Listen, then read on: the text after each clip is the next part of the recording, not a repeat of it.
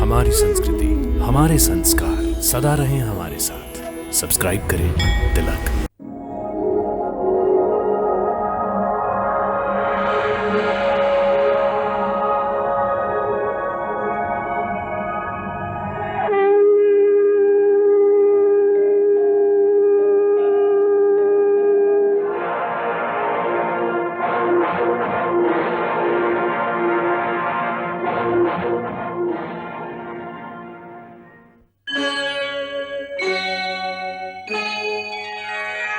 कृष्णा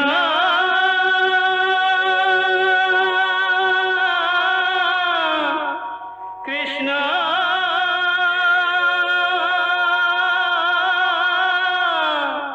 हरे कृष्णा हरे हरे।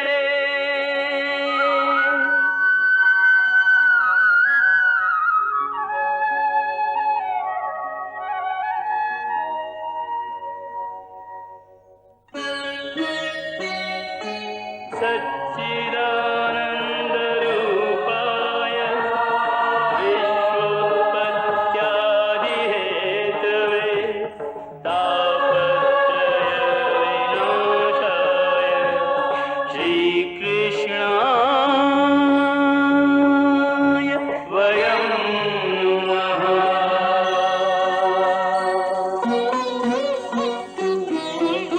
श्रीकृष्ण गोविन्द हरे मुरारे, हे नाथ नारायण वासुदेव। हरे कृष्ण राधे राधे कृष्ण कृष्ण हरे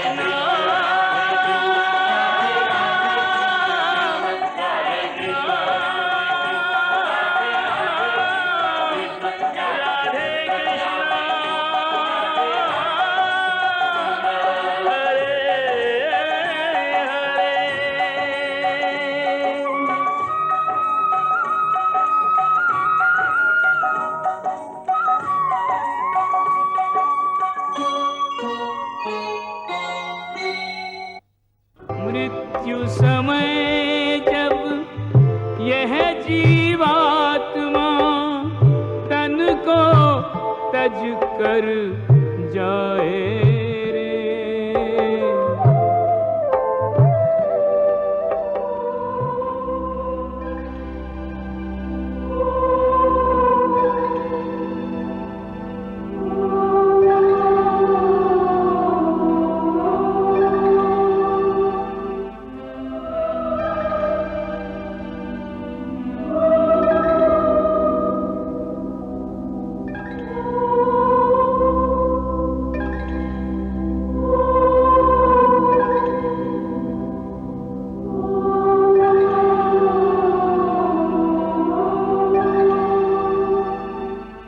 मृत्यु समय जब यह जीवात्मा तन को तज कर जाए रे,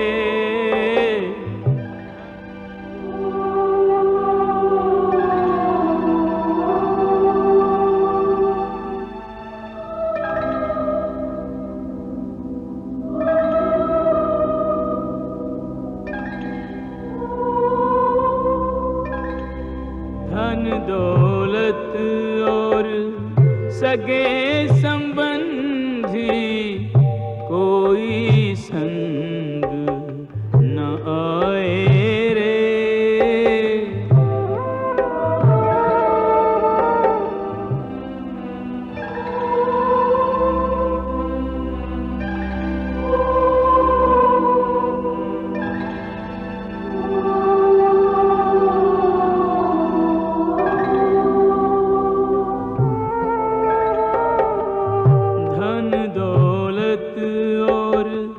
सगे संबंधी कोई संग न आए रे,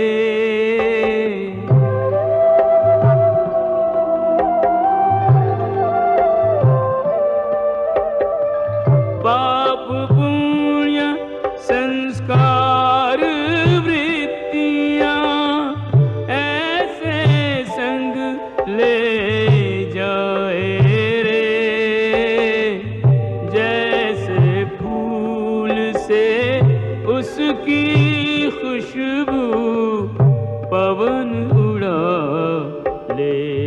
जाए रे।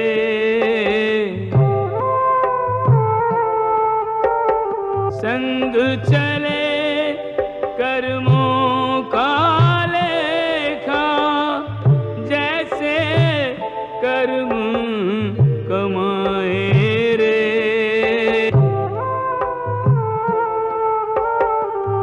अगले जन्म में पिछले जन्म का आप हिसाब चुकाए रे।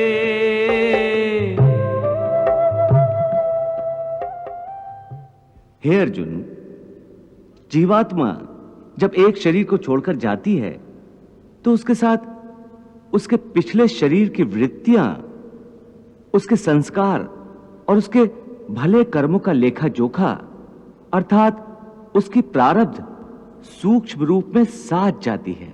हे मधुसूदन, मनुष्य का शरीर त्यागने के बाद जीवात्मा कहां जाता है?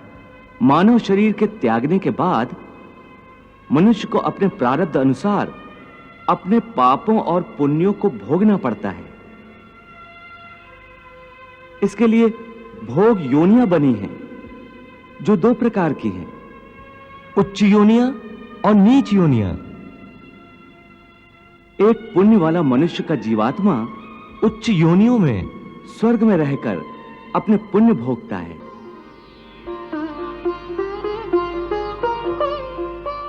और पापी मनुष्य का जीवात्मा नीच योनियों में नरक में रहकर अपने पापों को भोगता है।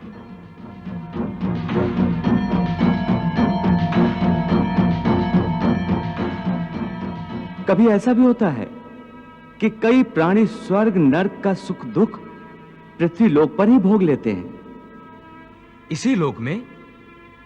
वो कैसे? इसे तुम यूं समझो अर्जुन कि कोई संपन्न मनुष्य है, महल में रहता है, उसकी सेवा के लिए दास दासियां हर समय खड़ी हैं। उसका एक इकलौता जवान बेटा है जिसे वो संसार में सबसे अधिक प्रेम करता है और अपने आप को संसार का सबसे भाग्यशाली मनुष्य समझता है। परंतु एक दिन उसका जवान बेटा अचानक किसी दुर्घटना में मारा जाता है।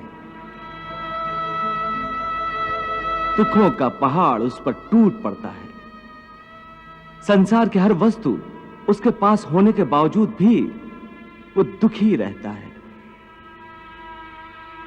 और मरते दम तक अपने पुत्र की मृत्यु की पीड़ा से मुक्त नहीं होता।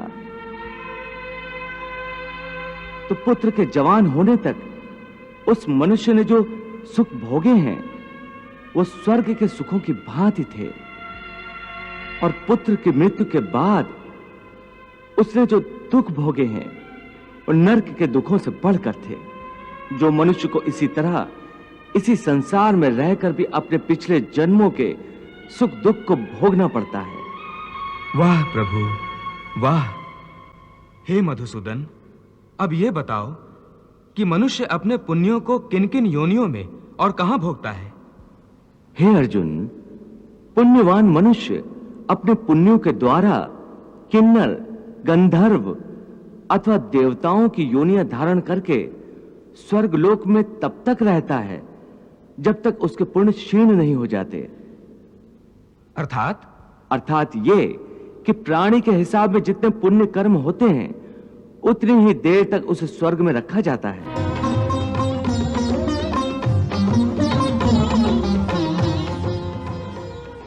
जब पुण्यों के फल की अवधि समाप्त हो जाती है तो उसे फिर पृथ्वीलोक में वापस आना पड़ता है और मृत्यु लोक में पुनर्जन्म धारण करना पड़ता है। प्राप्य पुण्य कृताम लोकान उष्यत्वा शाश्वती समाह शुचीनाम श्रीमताम गेहे योग भ्रष्टो अभिजायते। परंतु स्वर्गलोक में मनुष्य के पुण्य क्यों समाप्त हो जाते हैं? वहां जब वो देव योनि में होता है तो वो अवश्य अच्छे कर्म करता होगा, उसे इन अच्छे कर्मों का पुण्य तो प्राप्त होता होगा। नहीं अर्जुन, उच्च योनि में देवता बनकर प्राणी जो अच्छे कर्म करता है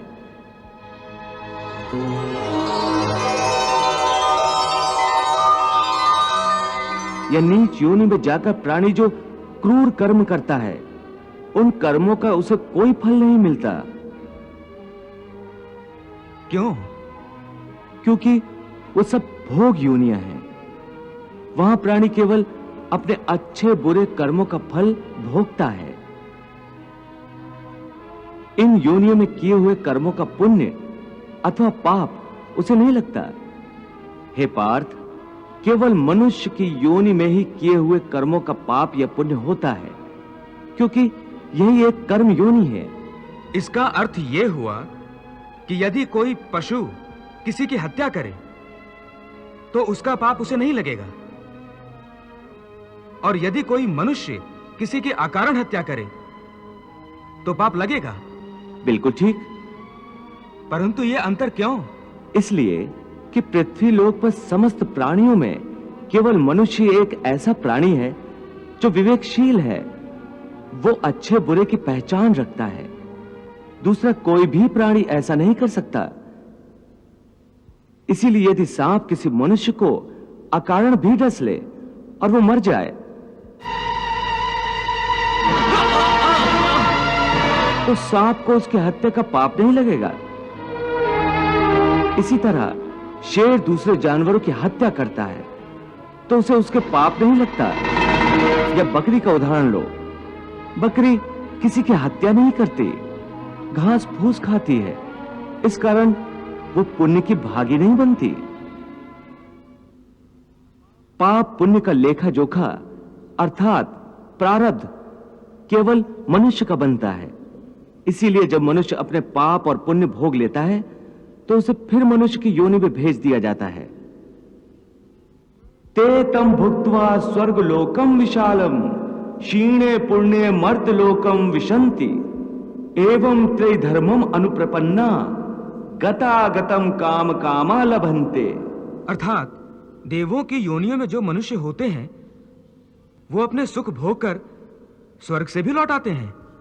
हाँ, और मनुष्य की योनि प्राप्त होने पर फिर कर्म करते हैं और इस तरह सदैव जन्म मृत्यु का कष्ट भोगते रहते हैं। हे मधुसूदन, क्या कोई ऐसा स्थान नहीं जहां से लौटकर आना ना पड़े और जन्म मरण का यह चक्र समाप्त हो जाए? ऐसा स्थान केवल परम धाम है, अर्थात मेरा धाम, जहां पहुंचने के बाद किसी को लौटकर नहीं आना पड़ता। इसी को मोक्ष कहते हैं। न तद्भास्यते सूर्यो न शशांको न पावकः यद गत्वा न निवर्तन्ते तद धाम परमम मम। सब लोगों से लौट कर जीव भूमि पर आए, वो नहीं लौटे फिर यहाँ धाम जो मेरे जाए, परम शांति वहीं पाए।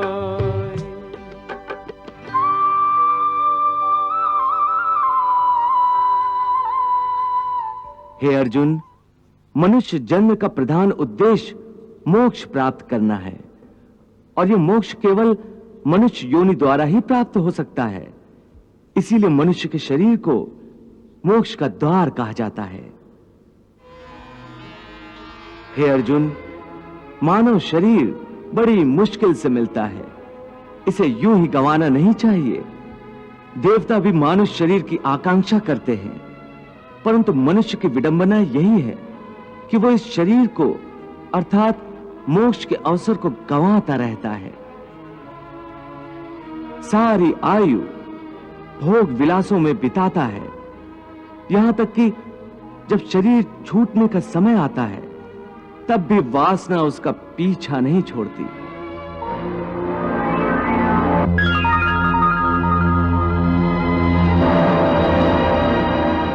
हे अर्जुन, मृत्यु के समय जो वासना मनुष्य के मन में दृढ़ रहती है उसी वासना के अंतर्गत मनुष्य का दूसरा जन्म होता है। यम यम वापि स्मरण भावम त्यजति अन्ते कलेवरम तम तमे वैति कौन्ते सदा तद भाव भाविता। प्रभु, भगवान श्री कृष्ण ये क्या कह रहे हैं कि मृत्यु के समय मनुष्य के मन में जो वासना या अधूरी कामना होती है, मनुष्य का अगला जन्म उसी के अंतर्गत होता है। इसका क्या अर्थ है? देवी, इस समय भगवान श्री कृष्ण ने जो कहा है वो अत्यंत गोपनीय है और गूढ़ ज्ञान है, बल्कि इसे एक गुप्त विद्या ही समझो। जिसे ये विद्या आ जाए उस प्राणी को बड़े सहज तरीके से मोक्ष मिल जाता है। मैं समझी नहीं भगवान, ये गुप्त विद्या क्या है? देवी, ये गुप्त विद्या मरने की विद्या है। प्रभु का कहना है कि प्राणी ने चाहे कैसा भी जीवन व्यतीत किया हो, अंतकाल में यदि वो एकाग्र मन होकर केवल प्रभु का ध्यान करते हुए शरीर का त्याग करे तो वो सीधा परमात्मा के चरणों में पहुंच जाता है, जहां से उसे वापस नहीं आना होता।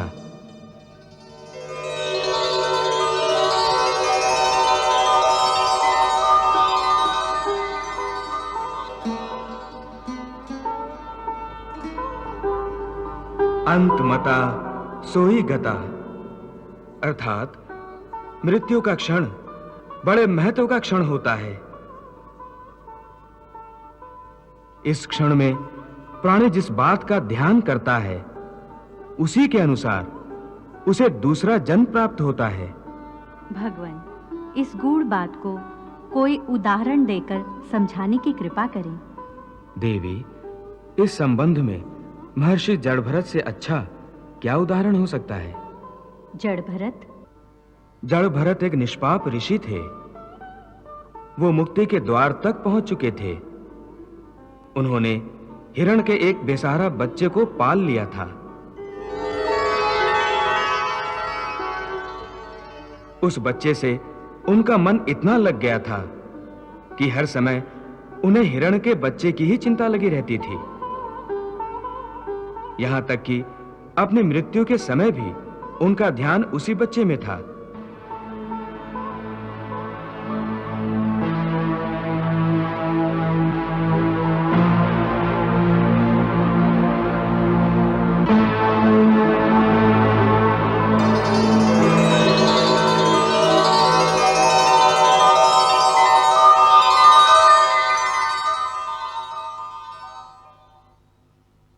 बस अंतिम क्षण में भी चूंकि उनका ध्यान उसी बच्चे की ओर ही था, इसी कारण अगले जन्म में उन्हें हिरण की योनि मिली थी। प्रभु, मृत्यु के समय का इतना महत्व क्यों होता है? देवी, मनुष्य की मृत्यु का समय मोक्ष का अवसर होता है। ऐसे समय में यदि मनुष्य अपने विधाता से मिलन के बदले उसकी माया के मोह में पड़ा रहे तो ये विधाता का अपमान जैसा ही है।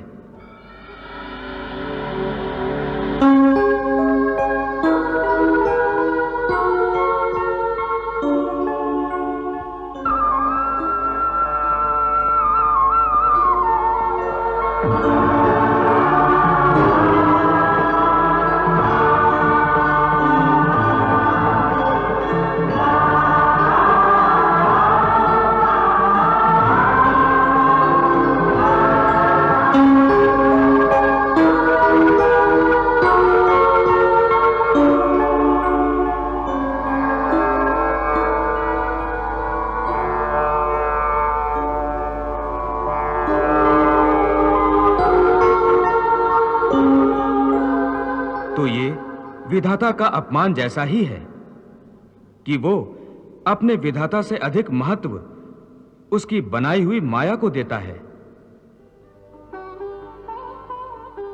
इसलिए उसे मृत्यु के बाद स्वर्ग तो मिल सकता है परंतु मोक्ष नहीं मिल सकता।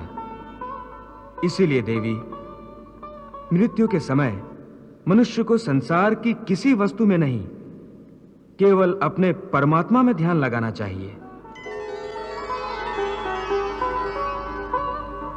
हे योगेश्वर, आपने मेरे कई प्रश्नों के उत्तर दिए। एक प्रश्न और पूछना चाहता हूं।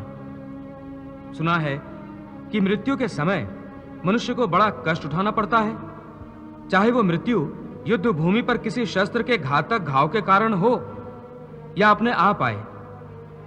क्या मृत्यु को आसान बनाने का कोई तरीका नहीं है? हे अर्जुन, प्रश्न मृत्यु को आसान बनाने का नहीं है, बल्कि जीवन मृत्यु के चक्र से निकलकर मोक्ष प्राप्त करने का है। यदि मनुष्य मृत्यु के समय यह विधि अपनाए जो मैं तुम्हें बता रहा हूं, तो उसे तुरंत मोक्ष प्राप्त होगा और वो सीधा मेरे धाम को पहुंचेगा। वो गोपनीय विधि क्या है माधव? प्राण त्यागते समय अपनी सभी इंद्रियों के द्वार को रोककर तथा मन को हृदय में स्थिर करके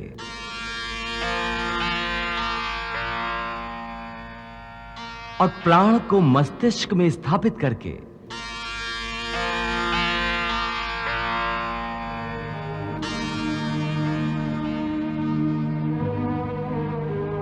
परमात्मा का स्मरण करते हुए ओम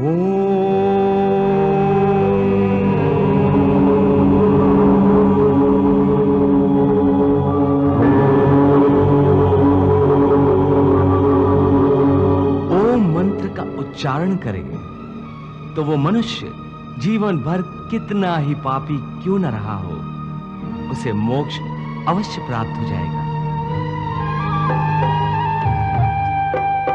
ऐसा दुराचारी पापात्मा जन्मों जिसने पाप कमाए,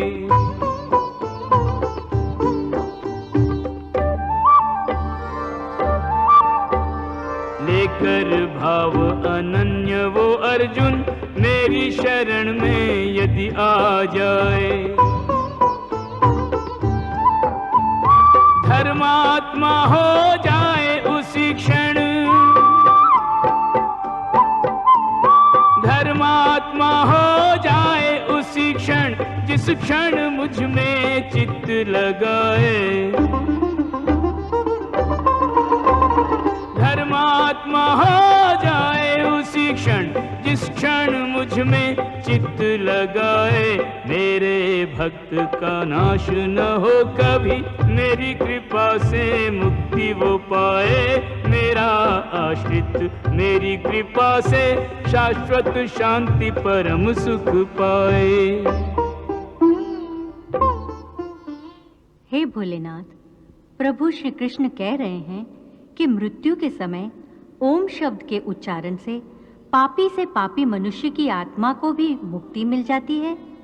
देवी, ओम केवल एक शब्द नहीं है, समस्त मंत्रों का शिरोमणि मंत्र है ओम।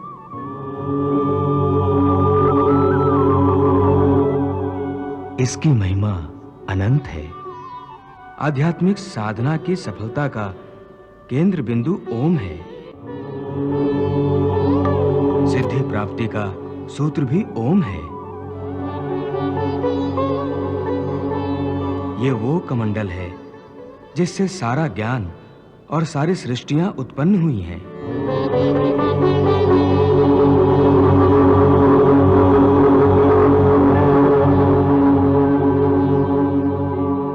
ओम की साधना ज्ञान और भक्ति के मार्ग को प्रकाशित कर देती है और अपने जीवन में ओम का उच्चारण करते रहने वाले प्राणी को सुख, समृद्धि, वैभव और वैराग्य प्राप्त होता है।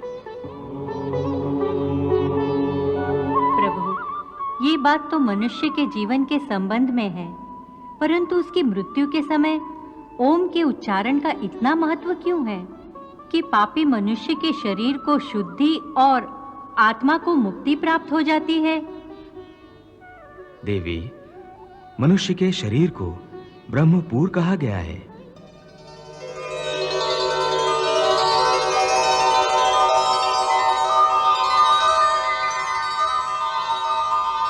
और मानव देह के भीतर हृदय कमल में आत्मा की दिव्य ज्योति प्रकाशित रहती है।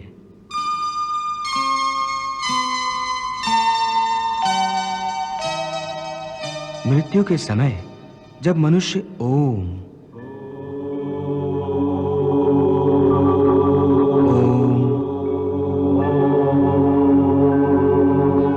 का मंद मंद उच्चारण एक लय के साथ करता है, तो आत्मा और परमात्मा दोनों ही महासुख और महा आनंद के साथ नाच उठते हैं और दोनों एक दूसरे से मिलन के लिए ऐसे व्याकुल हो जाते हैं जैसे युगों युगों से बिछड़े हुए दो प्रेमी सारी सीमाएं तोड़कर एक दूसरे में समा जाने को एक दूसरे की ओर बढ़ते हैं।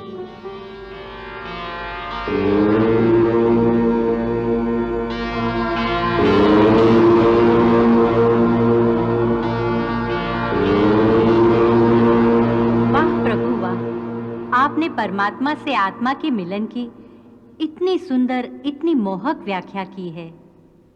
देवी, मानव शरीर को प्रभु ने मुक्ति का द्वार कहा है, परंतु मनुष्य इसके महत्व को समझ नहीं पाता।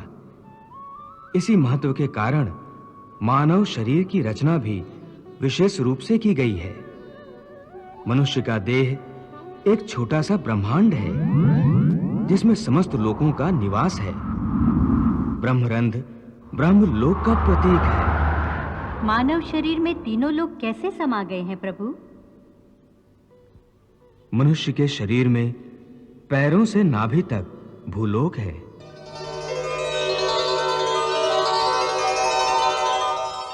नाभि से कंठ तक अंतरिक्ष तथा कंठ से कपाल तक स्वर्गलोक है और कपाल में महा, जना, तपः और सत्यलोक है। योगी जन मानव शरीर की इस बनावट को भली भांति समझते हैं, इसलिए वो देह त्यागने के समय प्राण को पहले ऊपर की ओर उठाकर कंठ में अर्थात अंतरिक्ष में ले आते हैं। कंठ के विशुद्ध चक्र से आज्ञा चक्र में ले जाते हैं और यहां से कपाल में सहस्रार में स्थापित करके ब्रह्मरंध्र के द्वारा ही अपने प्राण शरीर से निकाल देते हैं।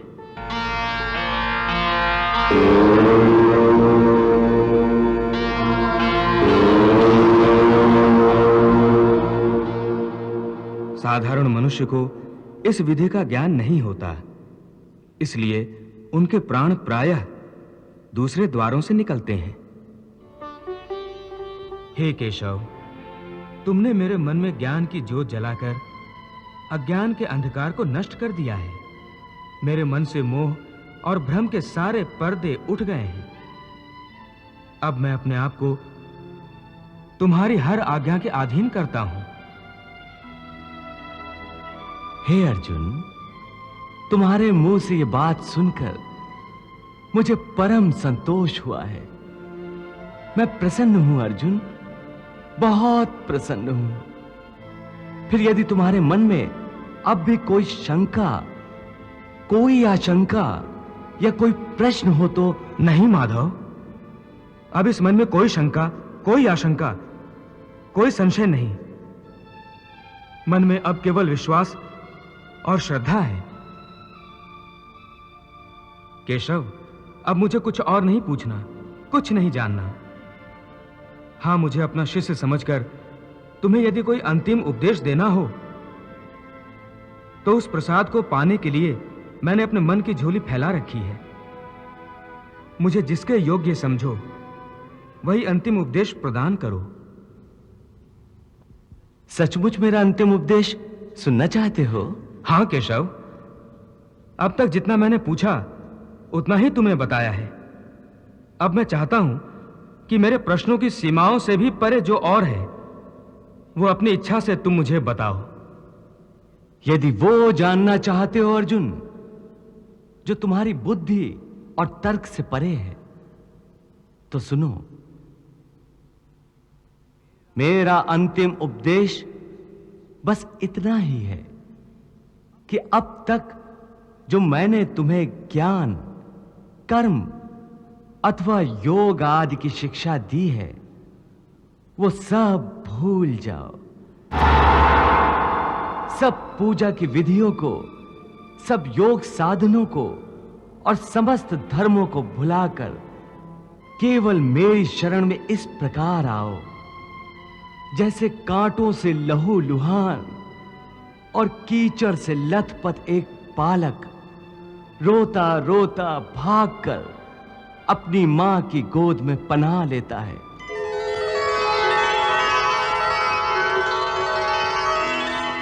और जिस प्रकार मां उसके शरीर से सारा गंध और कीचड़ धोकर उसे फिर से एक फूल की तरह निर्मल और स्वच्छ बना देती है,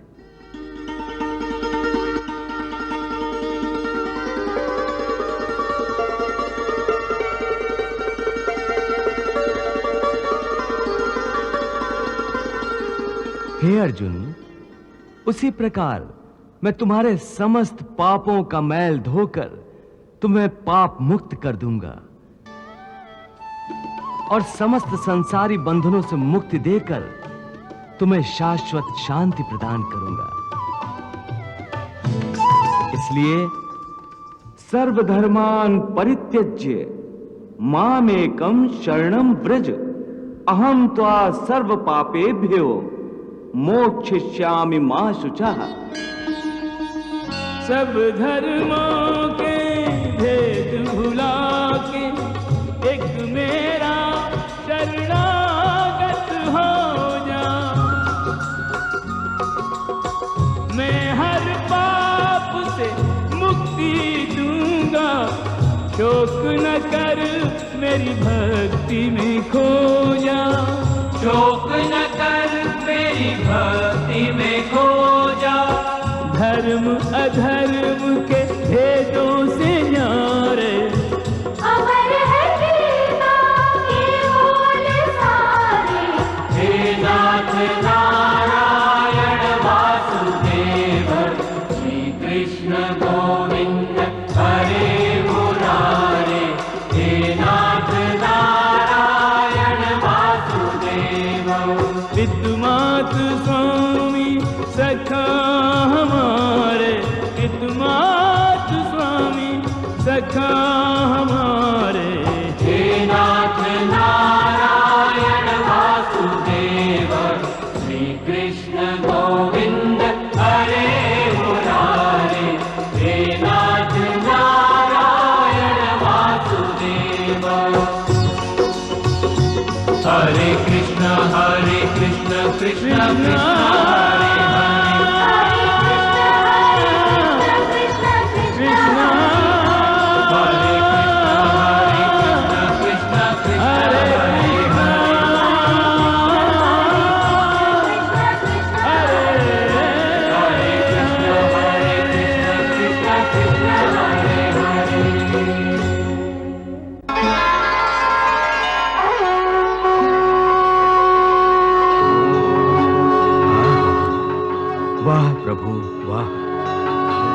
वत्सल, ये बात आप ही कह सकते हैं। इसके बाद और कुछ कहना बाकी नहीं रह जाता। आपकी जय हो प्रभु, आपकी जय हो।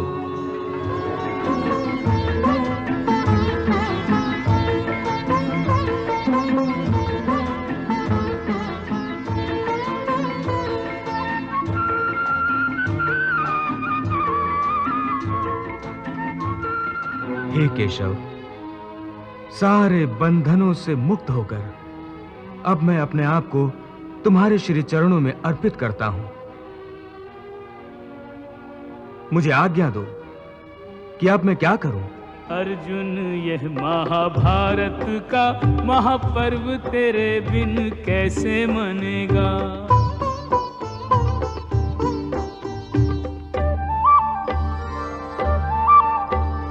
धर्म के युद्ध में मौन रहा तो फिर कब तेरा धनुष तनेगा। तुझ पर लो लोग हंसेंगे युगों तक, तुझ पर लोग हंसेंगे युगों तक, तू ऐसी अपकीर्ति जनेगा। तुझ पर लोग हंसेंगे युगों तक, तू ऐसी अपकीर्ति जनेगा। स्वर्ग मिलेगा न कीर्ति मिलेगी, केवल पाप का भागी बनेगा। स्वर्ग मिलेगा न कीर्ति मिलेगी, केवल पाप का भागी बनेगा।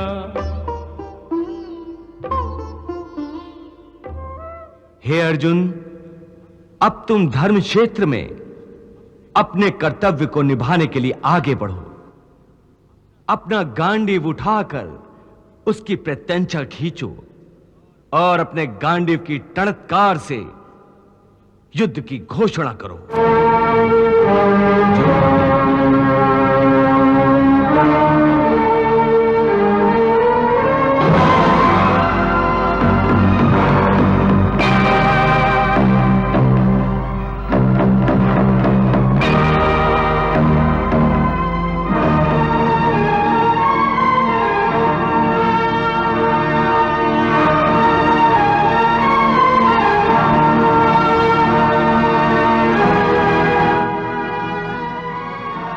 और महाराज, अर्जुन ने अपना गांडीव फिर से उठा लिया।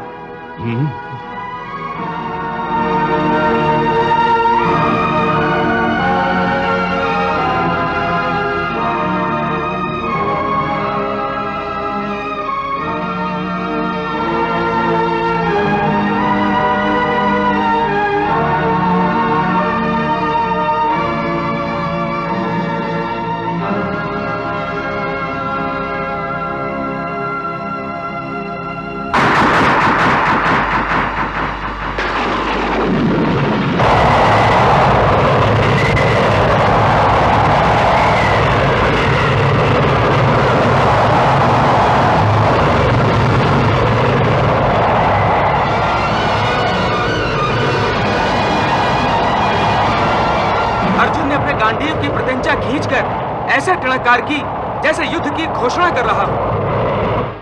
आखिर वही हुआ जिसका मुझे डर था। अब अर्जुन शस्त्र अवश्य उठाएगा। महाराज, एक विचित्र बात हो गई है। भगवान श्री कृष्ण के गीता उपदेश को सुनने के लिए साक्षात समय भी ठहर गया था और सारी सेनाएं जो अचल और स्तंभित हो गई थीं, जैसे फिर से सजीव हो गई हैं।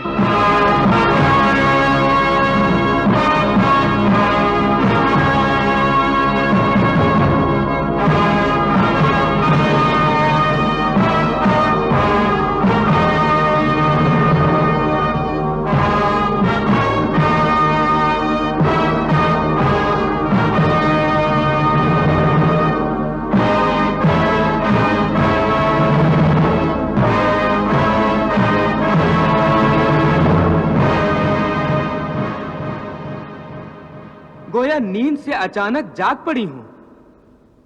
इसका अर्थ है कि अब कुछ ही क्षणों में युद्ध आरंभ होगा। हाँ महाराज, युद्ध आरंभ होगा और मुझे विश्वास हो गया है कि धर्मात्मा पांडव अपनी विजय की ओर अग्रसर होंगे। परंतु ये बात तुम इतने विश्वास से कैसे कह सकते हो कि विजय पांडवों की होगी? हमारे पक्ष में तात श्री भीष्म, आचार्य द्रोण, कृपाचार्य और ऐसे कई अनेक अजेय योद्धा हैं। सब हैं, परंतु श्री कृष्ण और अर्जुन तो हमारे पक्ष में नहीं हैं। तो क्या हुआ? महाराज, भगवान वेद व्यास ने जो दिव्य दृष्टि मुझे प्रदान की थी, उसके द्वारा मैंने भगवान श्री कृष्ण का विराट और चतुर्भुज रूप देखा है।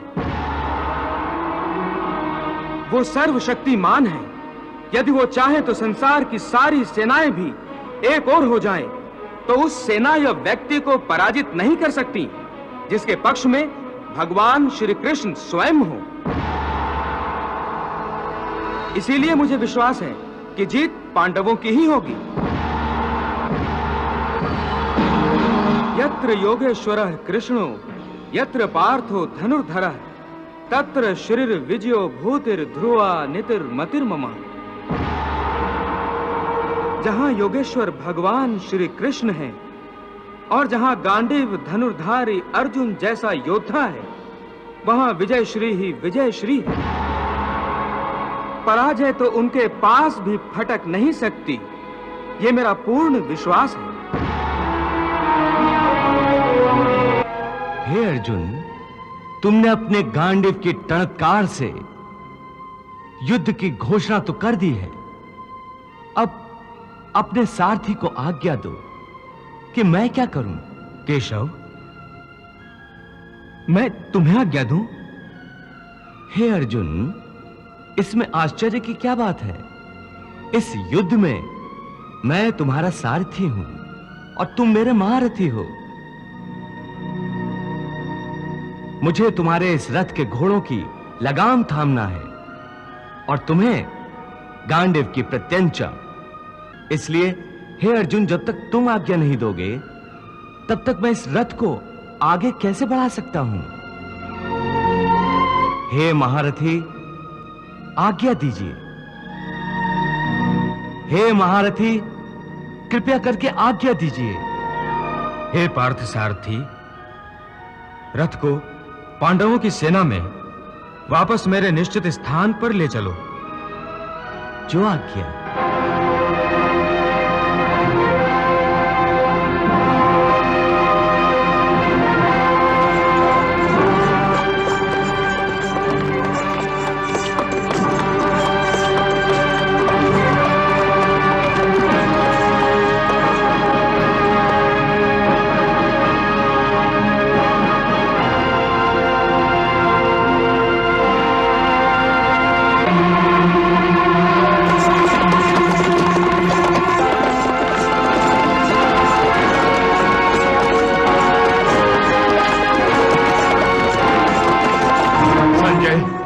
चुप क्यों हो?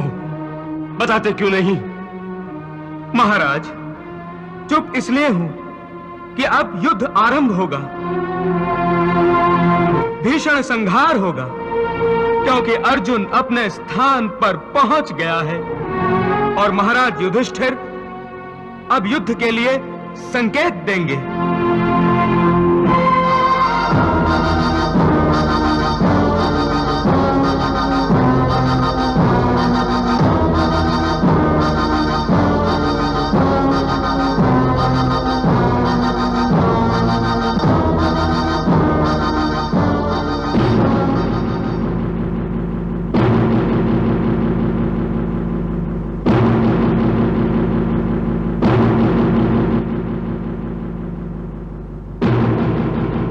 परंतु ये क्या हुआ संजय?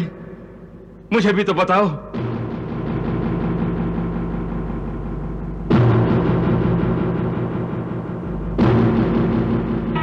महाराज, ये तो अनहोनी हो रही है। अनहोनी हो रही है? परंतु हो क्या रहा है संजय? महाराज, ज्येष्ठ पांडव महाराज युधिष्ठिर अपने सारे शस्त्र उतारकर रथ में रख रहे हैं। शस्त्र रख रहे हैं?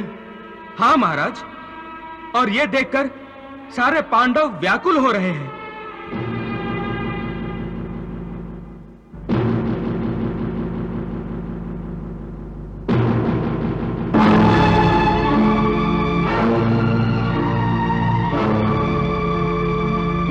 महाराज युधिष्ठिर अब अपने रथ से उतरकर कौरवों की सेना की ओर बढ़ रहे हैं। कौरवों की सेना की ओर बढ़ रहा है? भ्राताश्री, भ्राताश्री,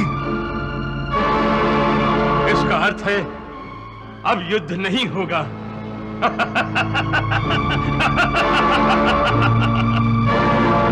डर गया है वो कौरवों की विशाल सेना को देखकर।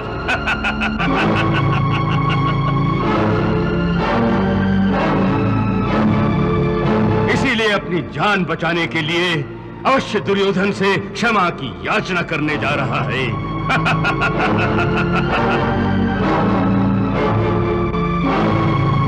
भांजे, तुम भी वही देख रहे हो जो मैं देख रहा हूं? हाँ मामाश्री, हाँ। अब कृष्ण क्या करेगा? क्या करेगा कृष्ण?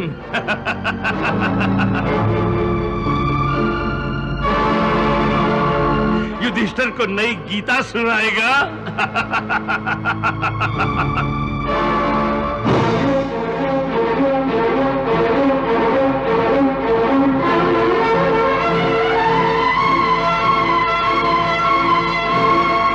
ये तो चमत्कार ही हो रहा है। युधिष्ठिर हम कौरवों के सामने हाथ जोड़े आ रहा है।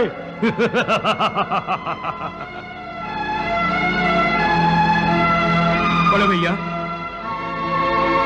भ्राताश्री, भ्राताश्री, भ्राताश्री, भ्राताश्री, भ्राताश्री, भ्राताश्री, भ्राताश्री। महाराज, आप हमारे बड़े भाई होकर हम सबको छोड़कर शत्रुओं की ओर क्यों जा रहे हैं? अरे जिस सेना में दुर्योधन, कृपाचार्य, द्रोणाचार्य और भीष्म पितामह जैसे योद्धा हो, उससे युद्ध करने का साहस तो कोई मूर्ख ही कर सकता है। हां, इस युधिष्ठिर को ना तो जुआ खेलना आता है, ना युद्ध लड़ना। युद्ध से पहले ही घबरा गया। क्षत्रियों के नाम पे बट्टा है युधिष्ठिर। हां, आपने तो सारे शस्त्र भी रख दिए हैं। यूं हथियार डालना उचित नहीं है महाराज। आखिर हम क्षत्रिय योद्धा हैं। हे भरत श्रेष्ठ, आखिर आपके मन में क्या है? मैं बताता हूं युधिष्ठिर के मन में क्या है। युद्ध से डरकर दुर्योधन की शरण में जा रहा है वो कायर।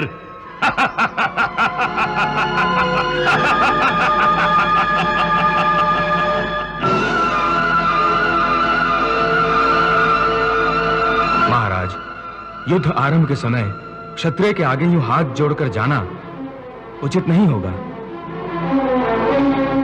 इससे पांडवों की सेना का साहस टूट जाएगा और शत्रु सेना की हिम्मत बढ़ेगी।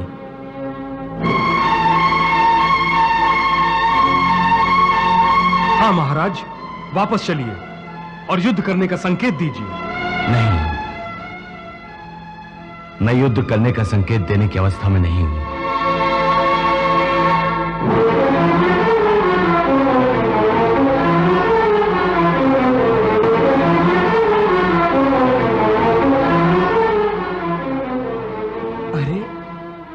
तुम सब लोग मुंह लटकाए क्यों खड़े हो? चिंता मत करो, धर्मराज युधिष्ठिर युद्ध से पहले अपना धर्म निभाने गए हैं। कृष्णा